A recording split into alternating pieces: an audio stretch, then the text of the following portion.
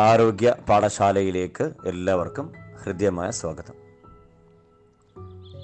ദൈവരക്ഷയും മനസമാധാനവും ആയുരാരോഗ്യ സൗഖ്യവും ആനന്ദകരമായ ജീവിതവും എല്ലാവർക്കും ഉണ്ടാകട്ടെ എന്ന് വളരെ വളരെ ആത്മാർത്ഥമായി പ്രാർത്ഥിക്കുന്നു. നമ്മുടെ ഇന്നത്തെ ക്ലാസ് മാനസിക രോഗങ്ങൾ, അക്യുപങ്ക്ചർ, മെൻ്റൽ ഡിപ്രഷൻ അല്ലെങ്കിൽ മാനസിക വിഷാദം. മാനസിക രോഗം നമുക്കറിയാം, ഇന്ന് ആധുനിക മനുഷ്യൻ ഏറ്റവും ബുദ്ധിമുട്ടുന്ന ഒരു രോഗാവസ്ഥയാണ് മാനസിക രോഗങ്ങൾ. നമ്മൾ സാധാരണ ഏറ്റവും ഭയപ്പെടുന്ന രോഗമാണ് ക്യാൻസർ, അതുപോലെ ഹൃദ്രോഗം, അതുപോലെ തന്നെ സ്ട്രോക്ക്, കിഡ്നി ഫെയിലിയർ, ഇങ്ങനെ പല രോഗങ്ങളെയും നമ്മൾ ഭയപ്പെടുന്നുണ്ടെങ്കിലും യഥാർത്ഥത്തിൽ ഇതിനേക്കാൾ എത്രയോ ഗുരുതരമായൊരു അവസ്ഥയാണ് മാനസിക രോഗങ്ങൾ എന്നുള്ളത്. ശാരീരിക രോഗത്തേക്കാൾ പ്രധാനമാണ് മാനസിക രോഗം. ശാരീരിക രോഗത്തിന് പോലും മാനസിക വ്യതിയാനങ്ങൾ കാരണമാണ്. ഇന്ന് മനുഷ്യൻ അനുഭവിക്കുന്ന സകല രോഗത്തിൻ്റെയും അടിസ്ഥാന കാരണം മാനസിക സമ്മർദ്ദങ്ങളാണ്. മാനസികമായിട്ടുള്ള സമനില കൈവരിക്കാത്തതാണ്. മനസ്സെത്രത്തോളം പാകമാണോ, മനസ്സെത്രത്തോളം സമനിലയിലാണോ, മനസ്സിനെ അല്ല വികാരങ്ങളെ നിങ്ങൾക്ക് എത്രത്തോളം നിയന്ത്രിക്കാൻ അല്ലെങ്കിൽ അതിൻ്റെ പോസിറ്റീവ് വശത്തിലേക്ക് നിങ്ങൾ കൊണ്ടുവരാൻ കഴിയുമോ, ശാരീരിക രോഗങ്ങളില്ലാതെ നമുക്ക് ജീവിക്കാൻ കഴിയും. ഒരു ശാരീരിക രോഗത്തിൻ്റെ 85%-ലധികം 90%-ഓളം മാനസിക കാരണങ്ങളാണ്. ഇന്ന് നമുക്ക് മാനസിക രോഗങ്ങളിൽ വിഷാദ രോഗത്തെക്കുറിച്ചാണ് നമുക്കിന്ന് മനസ്സിലാക്കാനുള്ളത്. എന്താണ് വിഷാദരോഗം? വിഷാദരോഗം എന്ന് പറഞ്ഞാൽ നിരന്തരമായിട്ടുള്ള സങ്കടവും താല്പര്യക്കുറവും, ഏതെങ്കിലും കാര്യങ്ങളിലേക്ക് ശ്രദ്ധ കേന്ദ്രീകരിക്കാൻ കഴിയാത്ത ഒരവസ്ഥ. അപ്പോൾ ഇത്തരം ഒരു അവസ്ഥയിലേക്ക് ഒരു വ്യക്തി നീങ്ങിക്കൊണ്ടിരിക്കുന്ന അവസ്ഥയാണ് യഥാർത്ഥത്തിൽ ഈ വിഷാദരോഗം. അനേകം മാനസിക രോഗങ്ങളുണ്ട്. അതിൽ വളരെയധികം പ്രയാസം അനുഭവിക്കുന്ന ഒരു രോഗാവസ്ഥ തന്നെയാണ് വിഷാദരോഗം എന്നുള്ളത്. സാധാരണ മാനസിക വൈകല്യമായി കണക്കാക്കിയിരുന്ന വിഷാദരോഗം ഇന്ന് ഗുരുതര മാനസിക രോഗമായി മാറിക്കൊണ്ടിരിക്കുകയാണ്. ലോകാരോഗ്യ സംഘടനയുടെ അഭിപ്രായത്തിൽ അടുത്ത 10 വർഷത്തിനുള്ളിൽ വിഷാദരോഗം മറ്റേതൊരു രോഗത്തെക്കാളും വർദ്ധിക്കുമെന്നാണ് WHO പറയുന്നത്. WHOയുടെ അഭിപ്രായത്തിൽ ആത്മഹത്യകളുടെ നിരക്ക് കുറക്കാൻ ചെയ്യേണ്ട ഏറ്റവും നല്ലൊരു മാർഗമായിട്ട് WHO കണ്ടെത്തിയത് വിഷാദ രോഗികളെ കണ്ടെത്തിയിട്ട്, നിരാശ രോഗികളെ കണ്ടെത്തി, വിഷാദ രോഗികളെ കണ്ടെത്തി തുടക്കത്തിൽ തന്നെ ചികിത്സ നൽകുകയാണെങ്കിൽ ആത്മഹത്യകളുടെ നിരക്ക് വളരെയധികം കുറക്കാൻ കഴിയുമെന്നാണ് WHOയുടെ പഠനം. ആഗോളതലത്തിൽ ലോകത്തെ ഏതാണ്ട് 5%-ലധികം പേർ ഈ വിഷാദരോഗം അല്ലെങ്കിൽ ഈ ഒരു അസുഖാവസ്ഥ അനുഭവിക്കുന്നതായി കണക്കാക്കപ്പെടുന്നുണ്ട്. ലോകത്തിലെ മോസ്റ്റ് ഡിപ്രസ്ഡ് കൺട്രി ആയിട്ട് നമ്മുടെ രാജ്യമായ ഇന്ത്യയാണ്. ഏറ്റവും കൂടുതൽ വിഷാദരോഗികളുള്ള രാജ്യം നമ്മുടെ ഇന്ത്യയാണ്. ഏതാണ്ട് 38.6% സ്ത്രീകളിലും 28.5% പുരുഷന്മാർക്കും ഈ രോഗാവസ്ഥ അനുഭവിക്കുന്നുണ്ട്. അതായത് ഏതാണ്ട് 45.7 ദശലക്ഷം ആളുകളാണ് ഈ രോഗത്തിന് അടിമപ്പെട്ടിരിക്കുന്നത്. സംസ്ഥാന ഗ്രൂപ്പിൽ നോക്കുകയാണെങ്കിൽ തമിഴ്നാട്, കേരളം, ഗോവ, തെലുങ്കാന എന്നിവിടങ്ങളിലാണ് ഏറ്റവും ഉയർന്ന വിഷാദ രോഗവ്യാപനം നിരീക്ഷിക്കപ്പെട്ടിട്ടുള്ളത്. അതിൽ നമ്മുടെ കേരളത്തിൽ ഏതാണ്ട് 10%-നടുത്ത് ആളുകൾക്ക് ഈ രോഗാവസ്ഥ അനുഭവിക്കുന്നുണ്ട്. പ്രത്യേകിച്ച് ഈ COVID-19 പാൻഡമിക് സമയത്ത് ഉത്കണ്ഠ, വിഷാദം, അതേപോലെ ഗെയിമിംഗ് ആസക്തി എന്നിവയ്ക്കുള്ള കൺസൾട്ടേഷന് ധാരാളം ആളുകൾ മുമ്പത്തേക്കാൾ ഇരട്ടിയായിട്ട് ആളുകൾ കൺസൾട്ടേഷന് വരുന്നതായിട്ട് റിപ്പോർട്ട് ചെയ്യപ്പെട്ടിട്ടുണ്ട്. ഇപ്പോൾ വിഷാദരോഗം എന്നുള്ളത് ഒരു ഗുരുതരാവസ്ഥയിലേക്ക് നീങ്ങിക്കൊണ്ടിരിക്കുകയാണ്. മനുഷ്യൻ്റെ സാഹചര്യം ആ രൂപത്തിൽ സാമ്പത്തിക തകർച്ച, അതുപോലെ രോഗങ്ങളുടെ ആധിക്യം, രോഗങ്ങൾ അധികമായിട്ട് വരുന്നൊരവസ്ഥ. ഓരോ വ്യക്തികളും ഓരോ വീട്ടിലും രോഗികളുടെ എണ്ണം കൂടി വരുന്നു. അപ്പോൾ മനുഷ്യൻ സാമ്പത്തികമായിട്ട്, മാനസികമായിട്ടും, ശാരീരികമായിട്ടും, സോഷ്യലായിട്ടുള്ള ഇടപെടലുകളിലൊക്കെ മനുഷ്യൻ വളരെയധികം പ്രയാസം നേരിടുന്ന ഒരവസ്ഥയിലാണ് അത് വിഷാദഭാവത്തിലേക്ക്, അല്ലെ വിഷാദ രോഗത്തിലേക്ക് പോകുന്നത്. ഒരിക്കലും വിഷാദഭാവമല്ല വിഷാദരോഗം. വിഷാദഭാവം വേറെയാണ്, വിഷാദ രോഗം വേറെയാണ്. വിഷാദഭാവം താൽക്കാലികമാണ്, എന്നാൽ വിഷാദരോഗം സ്ഥിരമായിട്ടാണ്, നിരന്തരമായിട്ടുള്ള സങ്കടം, താല്പര്യക്കുറവും കോൺസെൻട്രേഷൻ കുറയുകയും ചെയ്യുന്ന ഒരവസ്ഥയാണ്. വിഷാദ രോഗാവസ്ഥയിൽ പ്രധാനമായി പറയപ്പെടുന്ന 9 ലക്ഷണങ്ങളുണ്ട്. അതിൽ ഏതെങ്കിലും 5 or 6 ലക്ഷണങ്ങൾ തുടർച്ചയായി 3 ആഴ്ചയിലധികം അല്ലെങ്കിൽ ഏതാണ്ട് ഒരു മാസത്തോളമൊക്കെ നീണ്ടു നിൽക്കുകയാണെങ്കിൽ അദ്ദേഹം കടുത്ത വിഷാദ രോഗാവസ്ഥയിലാണെന്ന് പറയാം. ഒന്നാമത്തെ ലക്ഷണം സ്ഥിരമായി നീണ്ടു നിൽക്കുന്ന വിഷാദഭാവമാണ്. എപ്പോഴും രാവിലെ മുതൽ വൈകുന്നേരം വരെ എപ്പോഴും വിഷാദഭാവത്തിൽ അങ്ങനെ ഇരിക്കും. വല്ലാത്തൊരു മ്ലാനത, മുഖത്ത് വല്ലാത്തൊരു സങ്കടം, എപ്പോഴും കരയണം എന്ന ഭാവത്തിൽ, ആ ഒരു ഭാവത്തിൽ അങ്ങനെ ഉണ്ടാവും. ഇതാണ് ഒന്നാമത്തെ ലക്ഷണമായിട്ട് പറയുന്നത്. രണ്ടാമത്തെ ലക്ഷണം, മുമ്പ് വളരെ ആവേശത്തോടെ ചെയ്തിരുന്ന പല പ്രവൃത്തികളും കാര്യങ്ങളും ചെയ്യാൻ തീരെ താല്പര്യമില്ലാത്ത അവസ്ഥ. മുമ്പ് വളരെ താല്പര്യത്തോടെ നല്ല രീതിയിൽ കളിക്കുകയും വായിക്കുകയും ചിരിക്കുകയും ഒക്കെ ചെയ്തിരുന്നു, മറ്റുള്ളവരോട് ഇടപെട്ടിരുന്നു. അപ്പോൾ അത്തരം കാര്യങ്ങളിൽ നിന്ന് പിൻവലിയുക എന്നുള്ളതാണ്. അത് ചെയ്യാനുള്ള താല്പര്യമില്ലാതിരിക്കുന്ന അവസ്ഥ. മൂന്നാമത്തെ കാരണം അകാരണമായ ക്ഷീണമാണ്. കാരണമില്ലാതെ കടുത്ത ക്ഷീണം, കട്ടിലിൽ നിന്ന് എഴുന്നേൽക്കാൻ പോലും കഴിയാത്ത വിധമുള്ള ക്ഷീണം. നാലാമത്തെ ലക്ഷണമാണ് ഉറക്കക്കുറവ്. വളരെ മുമ്പ് നല്ല ഉറക്കം ഉണ്ടായിരുന്ന ആൾക്ക് ഉറക്കം വളരെ കുറഞ്ഞു പോകുന്ന അവസ്ഥ, അല്ലെങ്കിൽ ഉറക്ക കൂടുതൽ, എപ്പോഴും കിടക്കണം, ഉറങ്ങണം എന്ന ഒരു ചിന്ത, അല്ലെങ്കിൽ ഉറങ്ങാൻ ഉള്ള പ്രേരണ ഉള്ളിൽ നിന്നുണ്ടാവും. അഞ്ചാമത്തെ ലക്ഷണമാണ് വിശപ്പ് കുറയുക. വിശപ്പ് വളരെ കുറയും. നല്ല രീതിയിൽ ഭക്ഷണം കഴിച്ചുകൊണ്ടിരുന്ന ആൾ, നല്ലോണം ഭക്ഷണം കഴിച്ചിരുന്ന ആൾക്ക് തീരെ വിശപ്പില്ലാത്തൊരവസ്ഥ വരിക, അല്ലെങ്കിൽ വിശപ്പ് കൂടുതൽ, നല്ലോണം ഭക്ഷണം കഴിക്കുക. തീരെ ഭക്ഷണം കഴിക്കാതിരുന്ന ആൾ ധാരാളം ഭക്ഷണം കഴിക്കുന്നൊരു രീതി. ആറാമത്തെ ലക്ഷണമാണ് ശ്രദ്ധ കേന്ദ്രീകരിക്കാനുള്ള കഴിവില്ലായ്മ.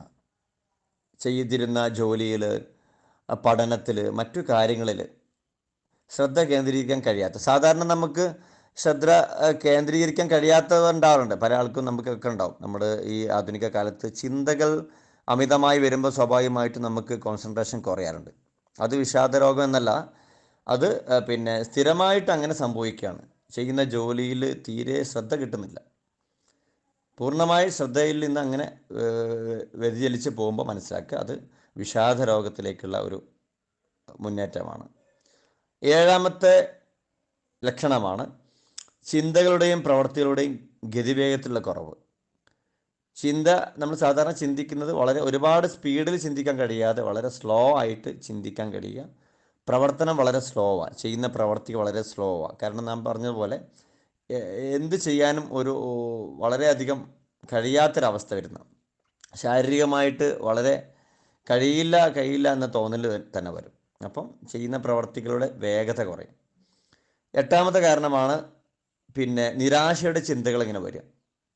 നിരാശ, ഒരുപാട് കാര്യങ്ങളിൽ നിരാശ സംഭവിച്ചു. എട്ടാമത്തെ ലക്ഷണം നിരാശയാണ്. ഒരിക്കലും ജീവിതത്തിൽ രക്ഷപ്പെടില്ല എന്ന് തോന്നൽ, ആർക്കും എന്നെ സഹായിക്കാൻ കഴിയില്ല, എനിക്ക് ആരെയും സഹായിക്കാൻ കഴിയില്ല എന്ന് തോന്നൽ. അതേപോലെ കടുത്ത കുറ്റബോധം, ആർക്കും തന്നെ വേണ്ട, തൻ്റെ മാതാപിതാക്കൾ അടക്കമുള്ള ബന്ധുക്കൾക്ക് പോലും താനൊരു ഭാരമാണെന്ന് തോന്നൽ, കുറ്റബോധം. ഇതാണ് എട്ടാമത്തെ വളരെ പ്രധാനപ്പെട്ട ഒരു ലക്ഷണം എന്നുള്ളത്. ഞാൻ ഒന്നിനും കൊള്ളാത്തവരാണ്, എന്നെക്കൊണ്ട് എല്ലാവർക്കും ബുദ്ധിമുട്ടാണ്, ഇതിലും അങ്ങനെ ആ രീതിയിലുള്ളൊരവസ്ഥയാണ് എട്ടാമത്തെ കാരണം. ഒമ്പതാമത്തെ വളരെ പ്രധാനപ്പെട്ട ലക്ഷണമാണ് മരണചിന്ത, അതേപോലെ ആത്മഹത്യാ തോന്നലുകൾ. ഞാൻ പറഞ്ഞത് മുകളിൽ ഈ പറഞ്ഞ പോലെ തന്നെ എന്നെ ആർക്കും വേണ്ട, എൻ്റെ സ്വന്തം മാതാപിതാക്കൾക്ക് പോലും വേണ്ട, സ്വന്തം കൂടപ്പിറപ്പുകൾക്ക് പോലും വേണ്ട, എൻ്റെ അടുത്ത ഫ്രണ്ട്സുകൾക്ക് പോലും എന്നെ വേണ്ട എന്ന തോന്നൽ ആ വ്യക്തിയെ ആത്മഹത്യയിലേക്ക് എത്തിക്കും. മിക്കവാറും ആളുകൾ ആത്മഹത്യ ചെയ്തതിന് ശേഷം അല്ലെങ്കിൽ ആത്മഹത്യക്ക് വേണ്ടി ശ്രമിക്കുന്ന ഘട്ടങ്ങളിൽ അവരെ ഹോസ്പിറ്റലിൽ കൊണ്ടുപോകുമ്പോഴാണ് അറിയുന്നത് ഇദ്ദേഹം എന്തോ കടുത്ത വിഷാദം അനുഭവിക്കുന്നുണ്ടെന്നുള്ളത്, എന്തോ നിരാശ ബാധിച്ചിട്ടുണ്ടെന്ന്. മിക്കവാറും ആ സമയത്താണ് അറിയുന്നത്. അപ്പം നമ്മൾ മുൻകൂട്ടി തന്നെ ഈ നമ്മുടെ വീട്ടിലുള്ള ആളുകൾ, സുഹൃത്തുക്കൾ, അപ്പം നമ്മൾ തന്നെ ശരിക്കും നിരീക്ഷിക്കുകയാണെങ്കിൽ, നമ്മൾ മറ്റുള്ളവർ നിരീക്ഷിക്കുമ്പം സാധാരണ ഈ ഒരു അവസ്ഥയിൽ നിന്ന് നോർമലായിട്ടിരിക്കുന്ന അവസ്ഥയിൽ നല്ല ആക്റ്റീവായിട്ടുള്ള ആളുകൾ അത് ഒരു പാസീവ് മോഡിലേക്ക് പോകുന്നുണ്ടെങ്കിൽ, ഒരു സൈലൻറ്റ് മോഡിലേക്ക് പോകുന്നുണ്ട് മനസ്സിലാക്കുക. ഈ വ്യക്തി എന്തോ ഒരു കടുത്ത നിരാശ അദ്ദേഹത്തെ ബാധിച്ചിട്ടുണ്ടെന്നുള്ളത്. അപ്പോൾ ഇങ്ങനെയാണ് സാധാരണ ഇതിൻ്റെ ലക്ഷണങ്ങൾ പറയുന്നത്. അപ്പോൾ ഈ ലക്ഷണങ്ങൾ ഉണ്ടാവാനുള്ള കാരണങ്ങൾ നമുക്കറിയാം. സാധാരണ ഈ ഒരു അവസ്ഥയിലേക്ക് എത്താൻ എങ്ങനെയായിരിക്കും? അപ്പോൾ ഒരാൾ വിഷാദ രോഗത്തിലേക്ക് അല്ലെങ്കിൽ വിഷാദഭാവത്തിൽ നിന്ന് രോഗത്തിലേക്ക് പോകുന്നു. അപ്പോൾ വിഷാദഭാവത്തിലേക്ക് എത്താനുള്ള കാരണം എന്തായിരിക്കും? ഒന്നുകിൽ ഏറ്റവും അടുത്ത ബന്ധമുള്ള ആരുടെയെങ്കിലും വേർപാട്, നമ്മൾ ഏറ്റവും സ്നേഹിക്കുന്ന അല്ലെങ്കിൽ നമ്മൾ ഇഷ്ടപ്പെടുന്ന അല്ലെങ്കിൽ നമ്മളെ ഏറ്റവും അടുത്ത് അറിയുന്ന ഏതെങ്കിലും വ്യക്തിയുടെ മരണം, വേർപാട്, അല്ലെങ്കിൽ ആ വ്യക്തി എങ്ങനെയെങ്കിലും നഷ്ടപ്പെടുക, കാണാതാവുകയോ മരണപ്പെടുകയോ ഒക്കെ ചെയ്യുമ്പോൾ സ്വാഭാവികമായിട്ടും വിഷാദ ഭാവവും തുടർന്ന് വിഷാദ രോഗത്തിലേക്ക് എത്താനുള്ള സാധ്യതയുണ്ട്. അതേപോലെ പ്രണയ നൈരാശ്യം, നമ്മളെ ഏറ്റവും അത്യധികം ആഗ്രഹിക്കുന്ന അല്ലെങ്കിൽ ആഗ്രഹിച്ച എന്തെങ്കിലും നഷ്ടപ്പെടുന്നത്, ജോലി, സമ്പത്ത്, വ്യക്തിബന്ധങ്ങൾ അല്ലെങ്കിൽ ആരോഗ്യം, ഇതൊക്കെ നഷ്ടപ്പെടുമ്പോൾ. അതേപോലെ പെട്ടെന്നുണ്ടാവുന്ന ഹൃദയാഘാതം, പെട്ടെന്ന് ഹൃദയസ്തംഭനമൊക്കെ സംഭവിക്കുമ്പോൾ, പ്രതീക്ഷിക്കാത്ത രീതിയിൽ സംഭവിക്കുമ്പോൾ സ്വാഭാവികമായിട്ടും വിഷാദ രോഗത്തിലേക്ക് പോകാറുണ്ട് വളരെ അപൂർവമായിട്ട് ആളുകൾ. അതുപോലെ സ്ട്രോക്ക് സംഭവിക്കുന്ന ആളുകളിൽ, അതുപോലെ എന്തെങ്കിലും ഓർഗൺ ഫെയിലിയർ സംഭവിക്കുന്ന ആളുകൾ ഒക്കെ സംഭവിക്കാറുണ്ട്. പിന്നെ അതേപോലെ ചില ആളുകൾക്ക് ഇപ്പം പൊതുവേ ഈ പ്രമേഹം വന്നു കഴിഞ്ഞാൽ മാറില്ല എന്നൊരു തെറ്റായ ധാരണ മനുഷ്യരിലുണ്ട്. അപ്പം പെട്ടെന്ന് പ്രമേഹം വന്നു കഴിഞ്ഞാൽ സ്വാഭാവികമായിട്ടും അയാൾ ഘട്ടം ഘട്ടമായി വിഷാദരോഗത്തിലേക്ക് പോകാറുണ്ട്. അങ്ങനെ നമ്മൾ ഒരിക്കലും പ്രതീക്ഷിക്കാത്ത രീതിയിൽ എന്തെങ്കിലും സംഭവിക്കുമ്പോൾ, അല്ലെങ്കിൽ നമ്മൾ വിശ്വസിച്ച ഒരാൾ നമ്മളെ ചതിക്കുമ്പോൾ, നമ്മൾ ഒരിക്കലും പ്രതീക്ഷിച്ചിട്ടില്ല, അയാൾ അത്രയും വിശ്വസിച്ചൊരു വ്യക്തി നമ്മളെ ചതിക്കുന്നു ഈ ഒരു അവസ്ഥയിൽ. അപ്പോൾ ഒരിക്കലും പ്രതീക്ഷിക്കാത്ത അപ്രതീക്ഷിതമായി സംഭവിക്കുന്ന കാര്യങ്ങളിലൂടെ ഒരാൾ വിഷാദഭാവത്തിലേക്കും തുടർന്ന് വിഷാദ രോഗത്തിലേക്കും എത്തുന്നുണ്ട്. അതേപോലെ കിട്ടിക്കൊണ്ടിരിക്കുന്ന സ്നേഹം നഷ്ടപ്പെടുന്നത്, സ്ഥിരമായി നമുക്ക് കിട്ടിക്കൊണ്ടിരുന്ന പ്രണയം അല്ലെങ്കിൽ സ്നേഹം നഷ്ടപ്പെടുന്നത്, അതുപോലെ പ്രകൃതി ദുരന്തങ്ങൾ സംഭവിക്കുമ്പോൾ അപ്രതീക്ഷിതമായി നമ്മുടെ വീടും മറ്റുള്ള സമ്പത്തും അതൊക്കെ നഷ്ടപ്പെടുന്ന ഒരവസ്ഥയിൽ. അതേപോലെ ബാല്യകാലത്ത് അനുഭവിക്കേണ്ടി വന്നിട്ടുള്ള അനുഭവങ്ങൾ, ലൈംഗിക ചൂഷണത്തിന് ഇരയായത്, അങ്ങനെ പല കാര്യങ്ങളും. അതുപോലെ സാമ്പത്തിക പ്രതിസന്ധിയിൽ കുടുങ്ങിപ്പോകുന്നത്, സ്ഥിരമായ ജോലി ഇല്ലാതിരിക്കുന്നത്, നമ്മൾ ആഗ്രഹിച്ച ഒരു പ്രൊഫഷൻ, നമ്മൾ ആഗ്രഹിച്ച ലെവലിലേക്ക്, ഉയരത്തിലേക്ക് നമുക്ക് എത്താൻ കഴിയാത്തത്, നമ്മൾ ആഗ്രഹിച്ച വിജയം നേടാൻ കഴിയാത്തത്, അങ്ങനെ നമ്മൾ ആഗ്രഹിച്ച വ്യക്തിയെ നമുക്ക് കിട്ടാത്തത്, നമ്മൾ ആഗ്രഹിച്ച പല കാര്യങ്ങളും നമുക്ക് സ്വന്തമാക്കാൻ കഴിയാത്തത്, എല്ലാം സ്വന്തമാക്കാൻ കഴിയാത്തതും സ്വന്തമാക്കിയത് നഷ്ടപ്പെടുന്നതും ഒക്കെ. അതേപോലെ ലഹരി വസ്തുക്കൾ സ്ഥിരമായി ഉപയോഗിച്ചിരുന്ന ആളുകൾ ലഹരി വസ്തുക്കൾ പെട്ടെന്ന് നിർത്തേണ്ടി വരുന്ന സാഹചര്യങ്ങളിലൊക്കെ ഇതൊക്കെ വിഷാദ രോഗത്തിലേക്ക് പോകാറുണ്ട്. അപ്പം ഇത്തരം സാഹചര്യങ്ങളാണ് ഒരു വ്യക്തിയെ വിഷാദ രോഗത്തിലേക്ക് എത്തിക്കുന്നത്. ഇപ്പോൾ നിങ്ങളൊരു വിഷാദ രോഗിയെ സമീപിക്കുമ്പോൾ വിഷാദ രോഗം മൂർച്ഛിച്ചു കഴിഞ്ഞാൽ അത് തിരിച്ചു കൊണ്ടുവരാൻ കഴിയും, തീർച്ചയായിട്ടും കൊണ്ടുവരാൻ കഴിയും. എങ്കിലും നമ്മൾ തുടക്കത്തിലേ ആകുമ്പോൾ വളരെ എളുപ്പമായിരിക്കും. അപ്പോൾ ഈ സാഹചര്യങ്ങൾ, ഏതെങ്കിലും ഒരു സാഹചര്യത്തിലൂടെ ആയിരിക്കും ഈ വ്യക്തി ഈ രോഗത്തിലേക്ക് എത്തിയിരിക്കുന്നത്. അപ്പോൾ അത് ഏതാണെന്ന് മനസ്സിലാക്കി അതിനെ പരിഹരിക്കുകയാണ് നമ്മൾ വേണ്ടത്. ഈ ഡിപ്രഷൻ അല്ലെങ്കിൽ വിഷാദ രോഗം, അതിൻ്റെ അവസ്ഥക്കനുസരിച്ച് പല ടൈപ്പുകളുണ്ട്. ഒന്ന് ക്ലിനിക്കൽ ഡിപ്രഷനാണ്, അല്ലെങ്കിൽ മേജർ ഡിപ്രഷൻ എന്ന് പറയും.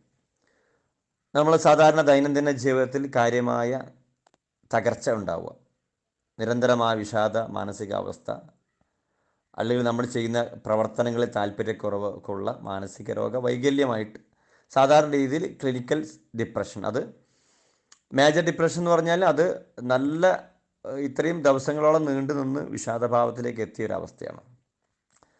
അതേപോലെ യൂണിപോളാർ ഡിപ്രഷനിൽ ശരിക്ക് വിഷാദരോഗ ലക്ഷണം മാത്രമാണ് കാണുന്നത്. സാധാരണ ഈ ഡിപ്രഷൻ എന്നുള്ളതൊരു മൂഡ് ഡിസോർഡറാണ്. മൂഡ് ഡിസോർഡർ അത് എപ്പോഴും ചേഞ്ച് ആയിക്കൊണ്ടിരിക്കുന്ന ഒരു സാധാരണ ഡിപ്രഷനിൽ കാണാറുണ്ട്. എന്നാൽ യൂണിപോളാർ ഡിപ്രഷൻ എന്നുള്ളത് യഥാർത്ഥത്തിൽ വിഷാദരോഗ ലക്ഷണങ്ങൾ മാത്രമാണ് വ്യക്തിയിൽ കാണുന്നത്. അതിന് സാധാരണ ആൻറ്റി ഡിപ്രസൻ്റ് മെഡിസിൻസ് കൊടുത്തിട്ട് അതിനെ ഒതുക്കാൻ കഴിയാറുണ്ട്. പിന്നെ ഉള്ളത് ബൈപ്പോളാറാണ്. ബൈപ്പോളാർ ഡിപ്രഷൻ എന്ന് പറഞ്ഞാൽ വിഷാദവും ഉന്മാദവും മാറി മാറി വരുന്ന അവസ്ഥ. വിഷാദത്തിൻ്റെ നേരെ ഓപ്പോസിറ്റാണ് ഉന്മാദം, ഹൈപ്പർ ആക്റ്റീവ് എന്നുള്ള അവസ്ഥ.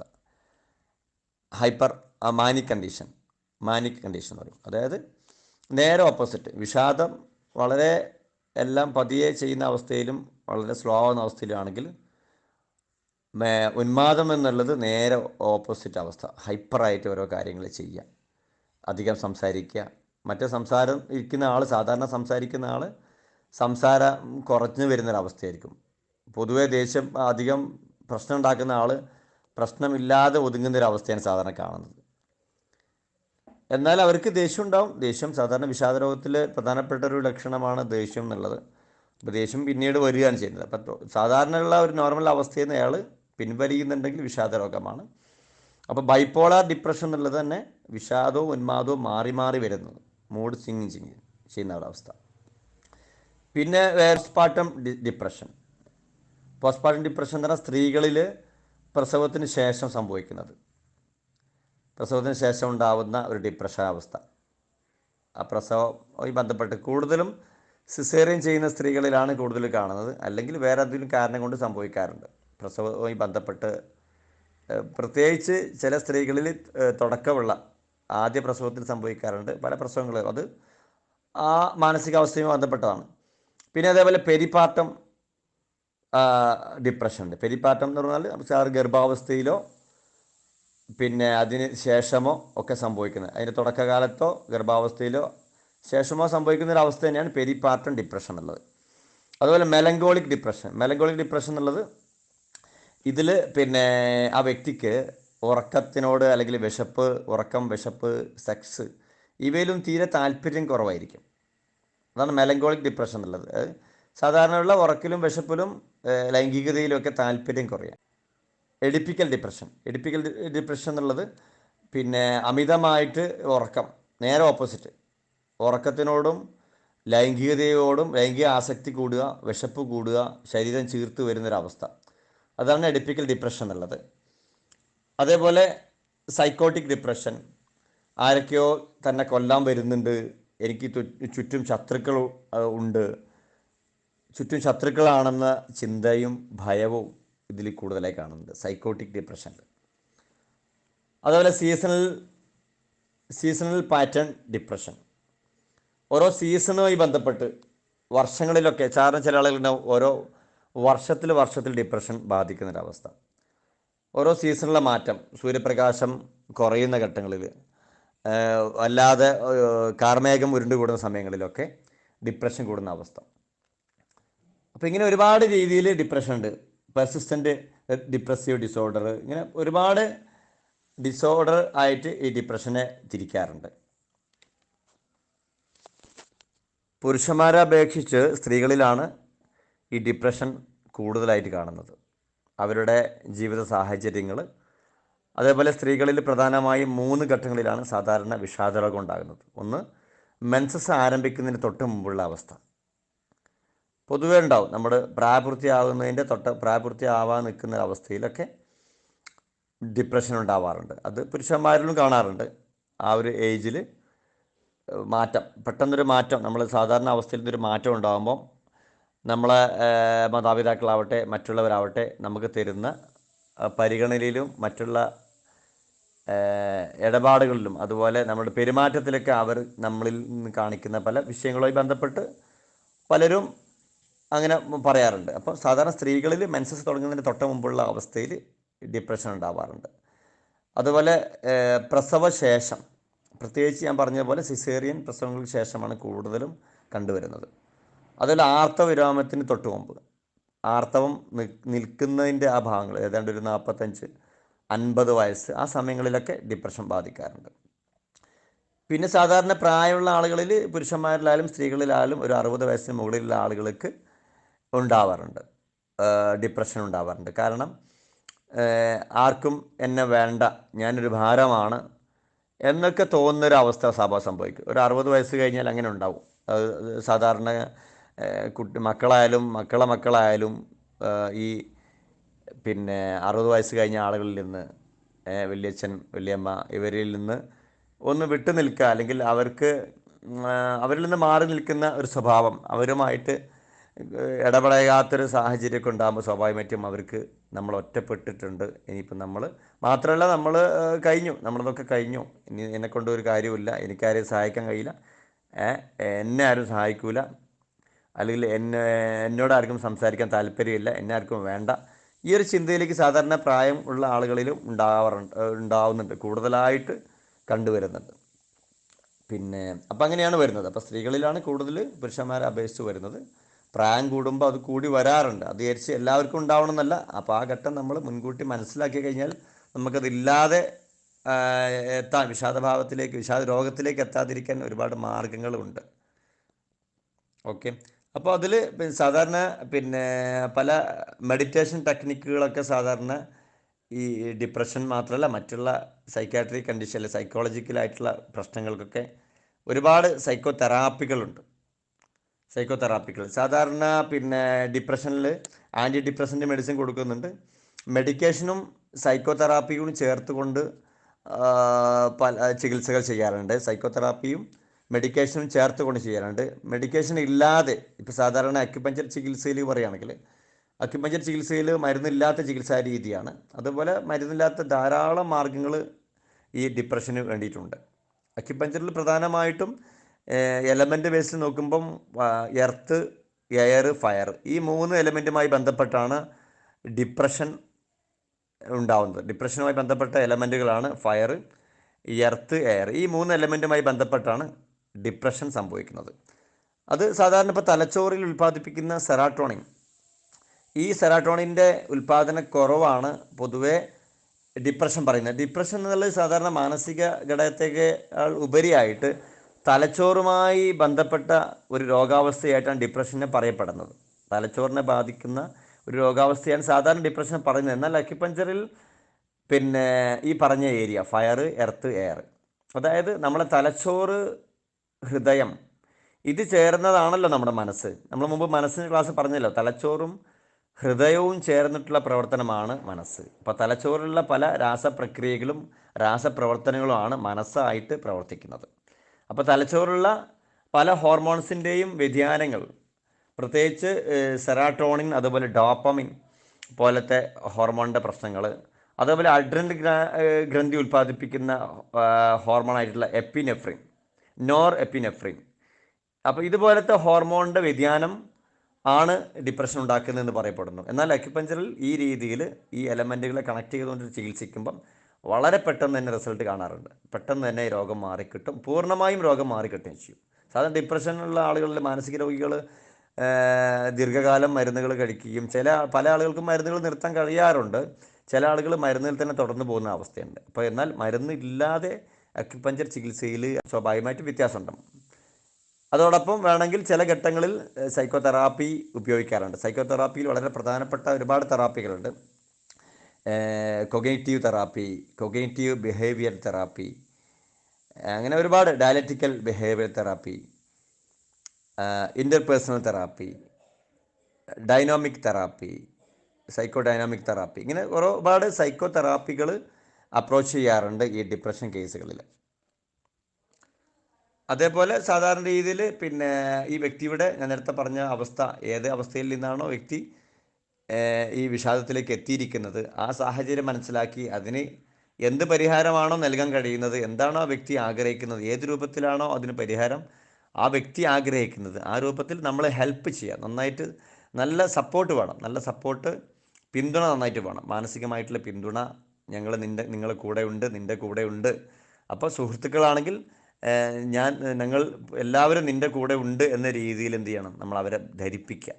ഉപദേശങ്ങൾ കൊണ്ടോ അല്ലെങ്കിൽ മറ്റുള്ള ആ, ആ, കാര്യങ്ങൾ കൊണ്ടോ മാറ്റം ഉണ്ടായിക്കോണമെന്നില്ല. നമ്മൾ കുറേ ഉപദേശിച്ചു കൊണ്ടോ ഒരുപാട് മോട്ടിവേഷൻ കൊടുത്തോ കൊണ്ടോ ഒരു കാര്യമില്ല. കൂടുതൽ വഷളാക്കുകയാണ് ചെയ്യുക. കൂടുതൽ ഉപദേശവും കൂടുതൽ മോട്ടിവേഷനും എല്ലാം ഈ വ്യക്തിയെ കൂടുതൽ പ്രശ്നത്തിലേക്ക് കൊണ്ടുപോവുക ചെയ്യുന്നത്. അതിന് ബദലായിട്ട് ആ വ്യക്തിക്ക് കൂടുതൽ സപ്പോർട്ട്, ഞങ്ങൾ നിൻ്റെ കൂടെയുണ്ട്, ഞാൻ നിൻ്റെ കൂടെയുണ്ട്, നീ ഒന്നും പേടിക്കേണ്ടയില്ല.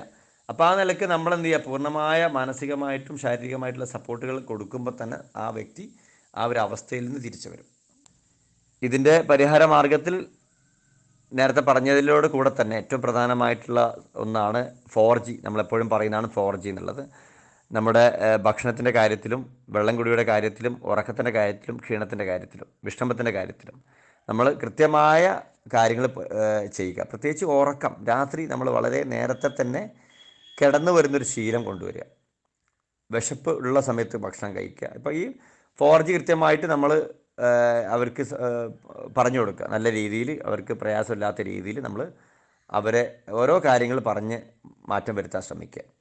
അതേപോലെ വ്യായാമം വളരെ നല്ലൊരു സംഗതിയാണ്. വ്യായാമം ചെയ്യുക എന്നുള്ളത് പിന്നെ അവർക്ക് പൊതുവേ കട്ടിൽ നിന്ന് പോലും എഴുന്നേൽക്കാൻ കഴിയാത്തൊരു അവസ്ഥയായിരിക്കും. അപ്പം താല്പര്യമുള്ള കാര്യങ്ങൾ, മുമ്പ് അവർ ചെയ്തിരുന്ന താല്പര്യമുള്ള എന്തെങ്കിലും കളികളോ വായനയോ അല്ലെങ്കിൽ എന്താണ് അവർ താല്പര്യമുള്ള എന്തെങ്കിലും കാര്യങ്ങൾ കാണുക. അതേപോലെ മോട്ടിവേഷൻ ആയിട്ടുള്ള ഇൻസ്പിറേഷണൽ ആയിട്ടുള്ള എന്തെങ്കിലും വീഡിയോസുകൾ, നമുക്ക് ഇൻസ്പിറേഷൻ വീഡിയോസ് കാണുമ്പോഴുള്ള ഗുണം വെച്ചാൽ നമുക്ക് എന്തെങ്കിലും ആ വ്യക്തിയുടെ ഏതെങ്കിലും ഒരു വാക്കായിരിക്കും നമ്മളെ ഈ ഡിപ്രഷൻ അവസ്ഥയിൽ നിന്ന് മാറ്റുക. അപ്പോൾ നല്ല ഇൻസ്പിറേഷണൽ ആയിട്ടുള്ള വീഡിയോസ് കാണുക, ഓഡിയോസ് കേൾക്കുക, പുസ്തകങ്ങൾ വായിക്കുക, നല്ല വായന. ഇത്തരം നമുക്ക് മോട്ടിവേഷൻ നൽകുന്നത് ആ രീതിയിലുള്ള പുസ്തകങ്ങൾ, നമുക്ക് പ്രയാസങ്ങളോ ബുദ്ധിമുട്ടുകളോ നമ്മളെ പിൻവലിക്കാത്തതോ ആയിട്ടുള്ള ബുക്സുകളാണ് നമ്മൾ വായിക്കേണ്ടത്. നമുക്ക് മോട്ടിവേഷൻ നൽകുന്ന ബുക്സുകൾ വായിക്കുക. ലഹരി വസ്തുക്കൾ നമ്മൾ ഉപയോഗിക്കുന്നുണ്ടെങ്കിൽ ലഹരി വസ്തുക്കളിൽ അത് ഉപേക്ഷിക്കുന്നതാണ് ഏറ്റവും നല്ലത്. അതേപോലെ പിന്നെ മാനസിക സമ്മർദ്ദം കുറക്കുക എന്നുള്ളത് തന്നെ നമ്മൾ മുമ്പ് പല ക്ലാസ്സിലും പറഞ്ഞിട്ടുണ്ട്. മാനസികമായിട്ട് നമുക്ക് ഈ ഡിപ്രഷൻ നമുക്ക് ഉള്ളിൽ നിന്ന് ഫീലിങ്സ് വരുമ്പോൾ നമ്മൾ ബ്രീത്തിങ്ങിലൂടെ ഒരു എക്സസൈസ് പറഞ്ഞിട്ടുണ്ടായിരുന്നു. ബ്രീത്തിങ്ങിനെ എടുത്തിട്ട് വായിലൂടെ ഊതി വിടുന്ന ഒരു രീതി, നന്നായി ഊതി ഊതി സാധാരണ ഈ ഡിപ്രഷനുള്ള ആളുകൾ അല്ലെങ്കിൽ മാനസിക പ്രശ്നമുള്ള ആളുകൾ പലപ്പോഴും ചെയ്യാറുണ്ട്. അവർ പോലും അറിയാതെ വരുന്ന സംഗതിയാണ്. നമ്മൾ ഉള്ളിൽ നിന്ന് ബ്രീത്തിങ്ങിനെ വായിലൂടെ അവർ ഊതി വിടുന്നത് കാണാൻ പറ്റും. അപ്പോൾ ആ ബ്രീത്തിങ്ങിനെ നമ്മൾ ഊതി വിടുക. അതേപോലെ വ്യായാമം ചെയ്യുമ്പോൾ നമ്മളെ ജീവിതത്തിലുണ്ടായിട്ടുള്ള നല്ല അനുഭവങ്ങളെ ഓർത്തുകൊണ്ട്, ജീവിതത്തിൽ നമുക്ക് ഉണ്ടായ നല്ല ദുരനുഭവങ്ങളെ ഓർക്കാതെ നല്ല അനുഭവങ്ങളെ മാത്രം നമ്മൾ ഓർക്കുക. ജീവിതത്തിൽ ഉണ്ടായ സന്തോഷ നിമിഷങ്ങൾ, അല്ലെങ്കിൽ നമ്മൾ ആകാൻ ആഗ്രഹിക്കുന്ന അവസ്ഥയിൽ നമ്മൾ എത്തിയതായിട്ട്, അതേപോലെ നമ്മൾക്ക് ഇഷ്ടപ്പെടുന്ന എന്തെങ്കിലും വ്യക്തികൾ നമ്മുടെ അടുത്ത് വന്നതായിട്ടും, ഇഷ്ടപ്പെടുന്ന സ്ഥലത്ത് നമ്മൾ യാത്ര ചെയ്യുന്നതായിട്ടും, നമുക്ക് ഇഷ്ടപ്പെടുന്ന സ്ഥലങ്ങളിലേക്ക് എത്തിയതായിട്ടും, ഇഷ്ടപ്പെടുന്ന വ്യക്തിയെ നമുക്ക് ലഭിച്ചതായിട്ടും ഒക്കെ, ഇഷ്ടപ്പെട്ട വാഹനം സ്വന്തമാക്കിയതായിട്ടും, നല്ല സാമ്പത്തിക അഭിവൃദ്ധി നേടിയതായിട്ടും ഒക്കെ നമ്മളെ പോസിറ്റീവ് ചിന്തയിലേക്ക് പരമാവധി നമ്മൾ ഇത്തരം ചിന്തയോടുകൂടെ നമ്മൾ വ്യായാമം ചെയ്യുക. രാവിലെ നടക്കുക, ഒരു അരമണിക്കൂറോ ഒരു 3/4 മണിക്കൂറെങ്കിലും നമ്മൾ രാവിലെയോ അല്ലെങ്കിൽ വൈകിട്ടോ, അല്ലെങ്കിൽ രാവിലെയും വൈകിട്ടും നടക്കാൻ പറ്റുമെങ്കിൽ ചെരുപ്പിടാതെ നടക്കാൻ പറ്റി വളരെ നല്ലതായിരിക്കും. ചെരുപ്പിടാതെ നമ്മളൊരു അരമണിക്കൂറെങ്കിലും നടക്കാൻ ശ്രമിക്കുക. ഓക്കെ, ഇതൊക്കെ നമുക്ക് ചെയ്യാൻ പറ്റുന്ന കാര്യമാണ്. എന്നാൽ നമ്മൾ ആദ്യമായിട്ട് ചെയ്യേണ്ടത്, ഇത്തരം വിഷാദ രോഗത്തിലേക്ക് വല്ലാതെ എത്തിയ ഒരു വ്യക്തിയെ നമ്മൾ ആദ്യം ചെയ്യേണ്ടത് നല്ലൊരു മെൻ്റൽ ഹെൽത്ത് പ്രൊഫഷണലിനെ കാണിക്കുക എന്നുള്ളതാണ്. ഒരു നല്ല എക്സ്പേർട്ട് ആയിട്ടുള്ള ഒരു കൗൺസിലറെ സമീപിക്കുക എന്നുള്ളതാണ് ഏറ്റവും പ്രധാനം. ഒരു കൗൺസിലർക്ക് ഈ വിഷാദ രോഗത്തിൽ നിന്ന് വ്യക്തിയെ പൂർണ്ണമായി മാറ്റാൻ കഴിയും. നമ്മൾ സൈക്കാട്രിക് മെഡിസിനെ ആശ്രയിക്കുന്നതിന് ബദലായിട്ട് നമ്മൾ ഒരു കൗൺസിലറെ തേടുകയാണ് ഏറ്റവും പ്രധാനം. എന്നാൽ വളരെ ഗുരുതരമായ അവസ്ഥയിൽ എത്തിയ ഒരാളെ ചിലപ്പോൾ സാധാരണ രീതിയിൽ മെഡിക്കേഷൻ സപ്പോർട്ട് ചെയ്യാറുണ്ട്, കൊടുക്കേണ്ട ആവശ്യം വരാറുണ്ട്.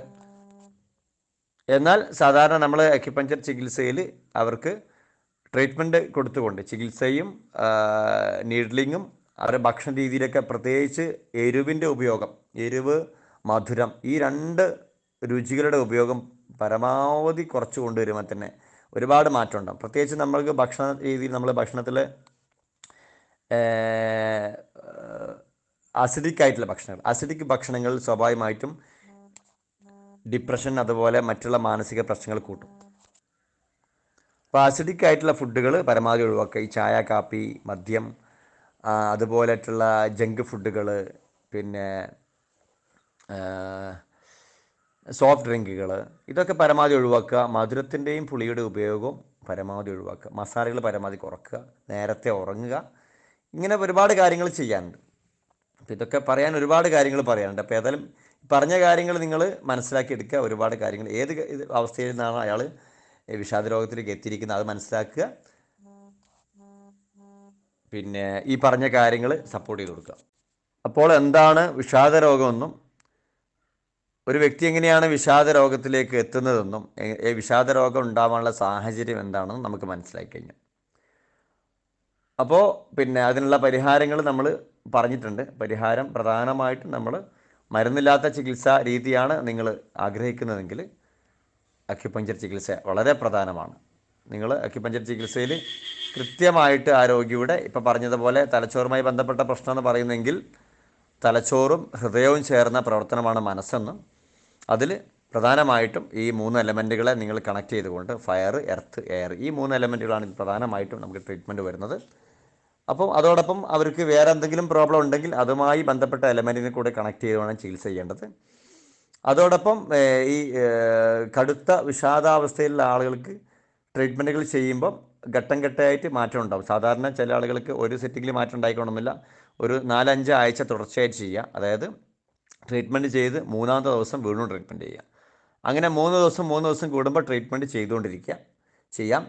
അതിനുശേഷം കൂടുതൽ അവസ്ഥകളുണ്ടെങ്കിൽ ഇതോടൊപ്പം ഒരു 5 സെറ്റിങ്ങിന് ശേഷം അവസ്ഥ നോക്കിയിട്ട് വേണമെങ്കിൽ നിങ്ങൾക്ക് സൈക്കോ തെറാപ്പികൾ ആഡ് ചെയ്യാം. സൈക്കോ തെറാപ്പിയിൽ കോഗ്നിറ്റീവ് ബിഹേവിയർ തെറാപ്പി വളരെ പ്രധാനപ്പെട്ട തെറാപ്പിയാണ്.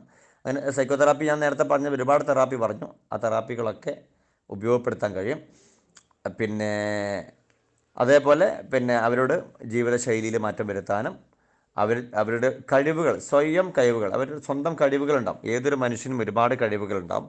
അതിലേറ്റവും നല്ല കഴിവുകൾ എന്താണ് കണ്ടെത്തി അതിലേക്ക് അവരെ പ്രേരിപ്പിക്കുക. ആ കഴിവുകൾ ചെയ്യുക. അപ്പോൾ വരയ്ക്കാൻ കഴിവുള്ള ആളോട് എന്തെങ്കിലും വരപ്പിക്കുക, എന്തെങ്കിലും വരപ്പിക്കുക.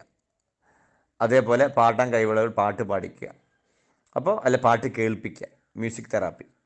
പാട്ടുകൾ കേൾപ്പിക്കുക. പാട്ടിനോട് നല്ല താല്പര്യമുള്ള ആളാണെങ്കിൽ അവർക്ക് പിന്നെ നല്ല മെലഡി ഏത് സോങ്ങാണോ സോങ്ങുകൾ മാറ്റി, ചില ആളുകൾ സംസാരിച്ചോണമെന്നില്ല, ചില ആളുകൾ സംസാരിക്കും, ചില ആൾ സംസാരിക്കില്ല.